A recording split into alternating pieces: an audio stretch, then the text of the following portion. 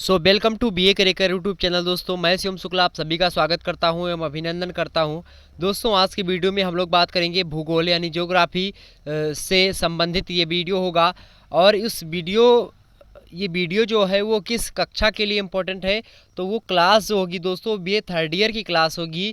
ठीक, तो BA third year का जो सेकंड पेपर होगा उससे रिलेटेड जो प्रश्न होंगे उस पर आज चर्चा करने वाले हैं हम। तो एक ही प्रश्न पर बात करेंगे, वो प्रश्न होगा पर्यावरण को परिभाषित कैसे किया जाता है, पर्यावरण की परिभाषा क्या होती है विभिन्न भूगोल वेत्ताओं के अनुसार, भूगोल विदों के अनुसार। और ये प्रश्न ध्यान दीजिएगा अति लघुत्तरीय प्रश्न है जो कि आपको 50 शब्दों में जो है सामान्यतया लिखना होता है दोस्तों।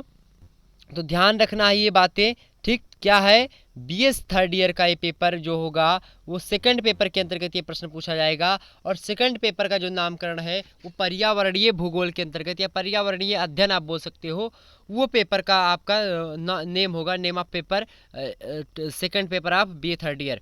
ठीक, तो आप इस तरीके से इसको समझ सकते हो। दोस्तों मैं क्यों बीए थर्ड ईयर की वीडियो इस समय आपको बता रहा हूँ कि इसको देखिए, बीए थर्ड ईयर की वीडियो क्यों ला रहा हूँ, क्योंकि जो BA first year and BA second year का जो परीक्षाएं बची थी या फिर जिनकी परीक्षाएं नहीं हुई थी, वो सारी की सारी परीक्षाएं अब क्या होंगी, नहीं होंगी। वो जो बीए फर्स्ट ईयर के एंड बीए सेकंड ईयर के जो छात्र हैं छात्राएं हैं वो प्रमोट कर दिए गए हैं अगली कक्षा में। मतलब जो फर्स्ट ईयर में थे वो सेकंड ईयर में हो गए और जो सेकंड ईयर में थे वो थर्ड ईयर में पहुंच जाएंगे। ठीक, लेकिन जो थर्ड ईयर के छात्र छात्राएं हैं या फिर जो वो प्राइवेट फॉर्म भर के पढ़ रहे हैं उनकी परीक्षाएं क्या होंगी, उनकी परीक्षाएं होंगी। और जो प्राइवेट वाले स्टूडेंट हैं उनकी बात चल रही कि शायद ना हो, लेकिन जो है अभी कोई इस पर क्लियर नहीं हुआ है। ठीक दोस्तों, तो चलिए इसी श्रृंखला में बात करते हैं कि पर्यावरण को हमको किस तरीके से परिभाषित करना होता है। आइए देखते हैं विभिन्न विद्वानों के साथ। उन विद्वानों में सीसी पार्क शामिल होंगे, मैकाइबर शामिल होंगे, उसके बाद में रोसे शामिल होंगे, टांसले शामिल होंगे एंड डेविस महोदय के द्वारा भी हम देख लेंगे कि इन्होंने पर्यावरण को किस तरीके से परिभाषित किया है। दोस्तों अगर मैं बात करूं सीसी पार्क के अकॉर्डिंग, तो सीसी पार्क ने बताया कि पर्यावरण का अर्थ जो होता है उन दशाओं के योग से होता है। योग मतलब जोड़ से होता है। तो पर्यावरण का जो अर्थ होता है, मीनिंग ऑफ जो इन्वायरमेंट होता है, वो उन दशाओं से होता है, उन कंडीशन से होता है। कौन सी कंडीशन? उन कंडीशनों के योग से होता है, उन दशाओं के योग से होता है, मतलब जोड़ से होता है। कौन सी कंडीशन से? देखिए, जो मनुष्य को एक निश्चित समय में, एक निश्चित समय है, एक पर्टिकुलर टाइम है, उस पर्टिकुलर टाइम में एक निश्चित स्थान में घेरे हुए हैं।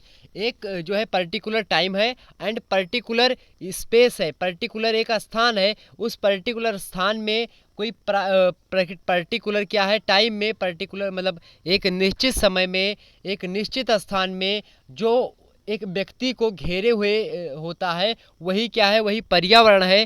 ठीक, तो ये बताया किसने? सीसी पार्क के महोदय के अनुसार।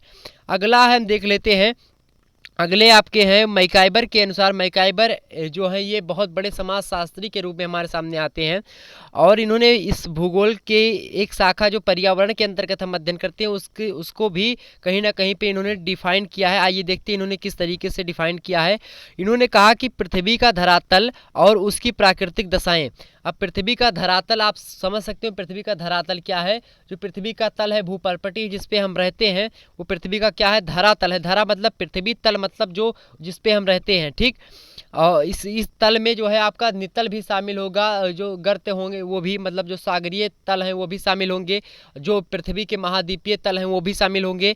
ठीक, तो पृथ्वी का धरातल और उसकी प्राकृतिक दशाएं। अब प्राकृतिक दशाएं क्या क्या हैं? प्राकृतिक संसाधन है, जैसे आपका क्या हो गया, वनस्पतियां हो गई बहुत सारी, आपकी भूमि हो गई, मतलब मिट्टियां हो गई, जल हो गया आपका, जो है बहुत सारे पेड़ पौधे हो गए, ये सारे के सारे क्या हैं? ये प्राकृतिक दशाएं हैं, जैसे प्राकृतिक संसाधन के अकॉर्डिंग आती हैं। भूमि हो गया, जल हो गया, पर्वत हो गया, खनिज पदार्थ हो गए, पौधे पशु हो गए, ये सारे के सारे क्या हैं? ये प्राकृतिक दशाएं हैं। तथा तो पृथ्वी का धरातल और उसकी दशाएं तथा संपूर्ण प्राकृतिक शक्तियां। अब प्राकृतिक शक्तियां भी बहुत सारी हैं जिनके माध्यम से प्रकृति क्या करती है? प्राकृतिक शक्तियों के माध्यम से मनुष्य पर क्या करती है, कंट्रोल करती है, मनुष्य पर क्या करती है, नियंत्रण स्थापित करती है। तो वो सारी प्राकृतिक शक्तियाँ जो हैं, जो पृथ्वी पर विद्यमान होकर मानव जीवन को प्रभावित करती हैं, क्या है वो जो सारी शक्तियां हैं, जो प्राकृतिक दशाएं हैं और जो पृथ्वी का धरातल है, ये मानव जीवन को किस प्रकार से प्रभावित करता है, इसके अंतर्गत हम अध्ययन करते हैं। किसके अंतर्गत, वो पर्यावरणीय भूगोल के अंतर्गत अध्ययन करते हैं, जिसको हम पर्यावरण बोल देते हैं। तो भौतिक पर्यावरण के अंतर्गत आते हैं। तो ये सारी चीज़ें क्या हैं, भौतिक पर्यावरण के अंतर्गत आती हैं, जो अभी अभी हमने आपको बताया। क्या, प्राकृतिक दशाएं, पृथ्वी का धरातल और प्राकृतिक शक्तियाँ। ठीक, ये मैकाइबर पेज बोल रहे हैं। अगले हैं आपके टांसले, इन्होंने प्रैक्टिकल प्लांट इकोलॉजी से ली है ये परिभाषा। वो परिभाषा है कि पर्यावरण का अर्थ उन प्रभावकारी दशाओं का संपूर्ण योग है। तो पर्यावरण का अर्थ इन्होंने क्या बताया कि प्रभावकारी कुछ दशाएं होंगी, उनका क्या होगा, जोड़ होगा, योग होगा, जिसमें जीव रहते हैं। अब जीव में बहुत सारे जीव हैं, पशु पक्षी भी जीव हैं, एक कीट भी जीव है, एक कोष के जीव भी जीव हैं, और मनुष्य भी एक जीव ही है। ठीक, जो जितने भी जीव रहते हैं उन सभी प्राकृतिक प्रभावकारी दशाओं का संपूर्ण योग क्या है, पर्यावरण है, जिसमें जीवधारी के लिए रहने के लिए एक सुनिश्चित वातावरण बनता है। ठीक, तो ये आप बोल सकते हो टांसले के अकॉर्डिंग। अगले आते हैं हमारे रोसे महोदय ने कहा कि पर्यावरण एक बाह्य शक्ति है जो प्रभावित करती है। ठीक, तो पर्यावरण क्या है, एक बाह्य शक्ति है जो मनुष्य को या फिर जीवधारियों को क्या करती है, प्रभावित करती है। ये रोसे के अनुसार है।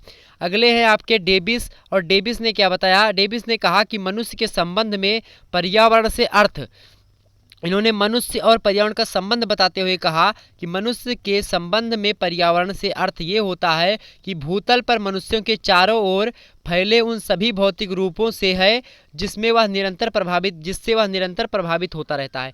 मतलब जैसे कोई मनुष्य रहता है और वो मनुष्य क्या है, अब मान लिया अब मैं हूँ या फिर आप हैं, तो आप किसी वातावरण में रहते होंगे, आपके बगल में क्या होगा, आपके नीचे, पैरों के नीचे पृथ्वी होगी, आपके अगल बगल में पेड़ पौधे होंगे, आपके अगल बगल में जीव जंतु बहुत सारे होंगे, और भी बहुत सारी घटनाएं घटित होती होंगी। तो वो सारी की सारी घटनाएं जो घटित होती हैं, आप पेड़ से भी प्रभावित होते हैं कहीं ना कहीं पे, आप भूमि से प्रभावित होते हैं, आप जल से प्रभावित होते हैं, आप जो है महासागरों से प्रभावित होते हैं, आप बहुत सारे प्राकृतिक संसाधनों से क्या होते हैं, प्रभावित होते हैं, प्रत्यक्ष या अप्रत्यक्ष रूप से। तो वो सारी की सारी चीज़ें किसी के अकॉर्डिंग है, वो पर्यावरण ही कहलाएंगी। किसके अनुसार, एक महोदय के अनुसार। तो ये आपने समझा कि पर्यावरण क्या होता है।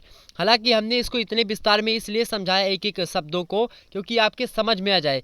बस आपको दो लोगों की परिभाषाओं को एग्जैक्ट याद कर लेना है, या एग्जैक्ट नहीं, आपको समझ लेना है, और समझने के तदुपरांत आप एग्जाम हॉल में जाएंगे तो आपको लिख देना है। ठीक, ज़्यादा आपको वहाँ पे उनको नहीं समझाना है। आप जितने कठिन लैंग्वेज में लिखना चाहते हो उतनी कठिन लैंग्वेज में लिखेंगे, उतना ही नंबर आपको ज़्यादा से ज़्यादा मिलेगा।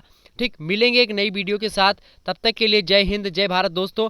और ध्यान दीजिएगा, चैनल को सब्सक्राइब कर दीजिए, वीडियो को शेयर कर दीजिए सभी ग्रुप्स वगैरह में, ताकि सभी लोग जो है बीए क्रैकर यूट्यूब चैनल से जुड़ सके दोस्तों। मिलेंगे एक नई वीडियो के साथ, नई उमंग, नई जोश, नई ऊर्जा के साथ। तब तक के लिए जय हिंद, जय भारत।